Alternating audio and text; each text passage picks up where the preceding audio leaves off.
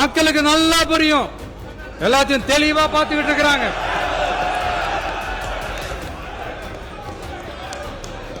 முதலமைச்சர் கண்டிப்பா பண்ணலாம். மாண்பு முதலமைச்சர்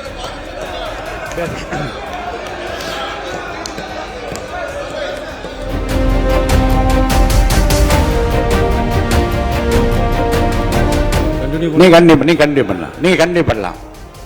இந்த சமூக நீதி அரசு சமூக நீதி அரசுன்னு சொல்றவங்களை பார்த்து கேட்கிறேன், நம்ம பட்டியலின சகோதரர்களுக்கு எத்தனை அமைச்சர் பதவி கொடுத்தீங்கன்னு கொஞ்சம் சொல்ல முடியுமா?